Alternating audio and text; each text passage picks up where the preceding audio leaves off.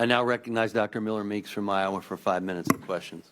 Thank you, Mr. Chair, and I appreciate the comments, but I'm going to clarify some misinformation by my colleagues. Number one, as a physician and as a former director of public health, it is understood in medical vernacular and public health circles that natural immunity refers to immunity after infection or infection-acquired immunity, not immunity from vaccine. Would you agree, Dr. McCary? It's always been the case. Dr. Smelkinson?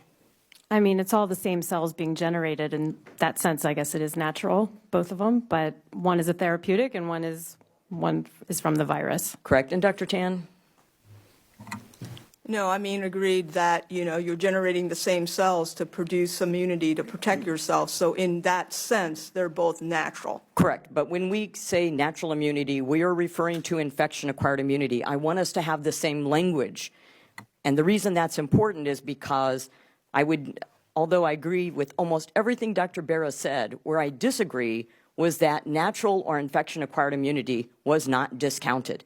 I can tell you that I was censored. I was reported to the Board of Medicine in my state. I was, threatened to be taken off platforms. I've been on this committee now. This is my third year. I have asked this question of Dr. Fauci and of Dr. Walensky and of public health directors behind me who even into 2021 and 2022 were reluctant to acknowledge that there was infection-acquired immunity. And let me say, I was vaccinated. I gave the COVID-19 vaccines in all 24 of my counties. And when you talked about natural immunity, no one was suggesting that people go out and attend a COVID-19 party and not get vaccinated.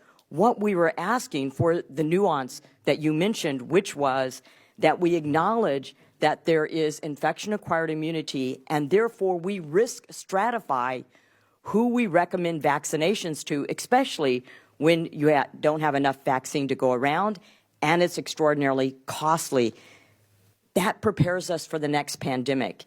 How we risk stratify. And this also goes into the concept of herd immunity, which is, again, that doesn't distinguish between natural immunity or vaccine-acquired immunity. It's the percent or the prevalence of the population that is immune. I even put forward a bill because of this difficulty with recognition of natural immunity. It was as if public health professionals and medical doctors lost their sense of their education in denying that there was such a thing. I put forth a bill to mandate testing by all insurance companies of both humoral immunity and T-cell immunity so people could document that they were immune and then not be fired from a job in the military or in the healthcare workforce or another job. And so if I sound passionate about this, I am extremely passionate about it because we have to get the science right. We have to get the messaging right. And the message was very wrong when we did not acknowledge infection-acquired immunity. We can do both. We can walk and chew gum. We can say there is infection-acquired immunity, but depending upon your risk level, it could be very detrimental for you to wait to get infection-acquired immunity. We can do both of those things, and it's important to do them. So I apologize. You can see the lack of responsiveness I got from four public health officials. We knew early on in 2021 about infection-acquired immunity, about a better level of immunity from both infection-acquired and COVID vaccine. And Dr. McCary, you conducted one of the first long-term studies to look at COVID antibody levels nearly 2 years after infection. What was it like trying to do this study, and did the NIH or CDC support your inquiry? It was nearly impossible to study natural immunity. My Johns Hopkins colleagues and I published a study on natural immunity, basically drawing the blood of people who had COVID in the past and did not have vaccines to measure their antibody levels. And we found those antibodies were present and durable up to nearly 2 years after infection. Why did the NIH or CDC not invite some people who were infected in the early days in New York to test their blood?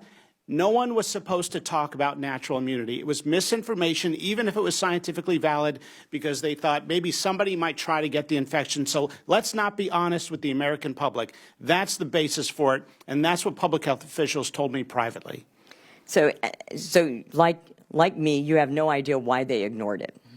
There was no money for it. They didn't want to talk about it, and they wanted to promote an indiscriminate, all-or-nothing vaccine strategy that meant all the vaccines Could be 4 today or 7, depending on your age, or nothing.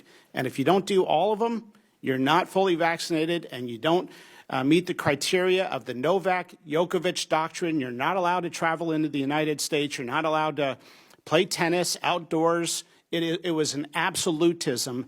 That's what ruined public health credibility, is not being honest. Yeah, and I apologize. Did this also lack of acknowledgement of infection-acquired immunity play into how often we recommended people to be boosted and the age at which they should both get COVID-19 vaccine and boosters, even if they had both infection and vaccine?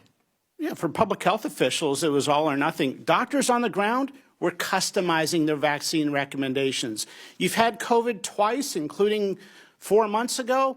I'm not going to recommend the booster because you're young and healthy and there's no data to support it. That's how doctors practiced medicine, but that was labeled misinformation by the medical elites. Thank you so much. And if I may, I'd like entered into a record a letter that the Doctors Caucus sent to Dr. Walensky in September of 2020, asking questions and making inquiries into infection-acquired immunity and looking at real-world evidence and data and research from other countries. Without objection.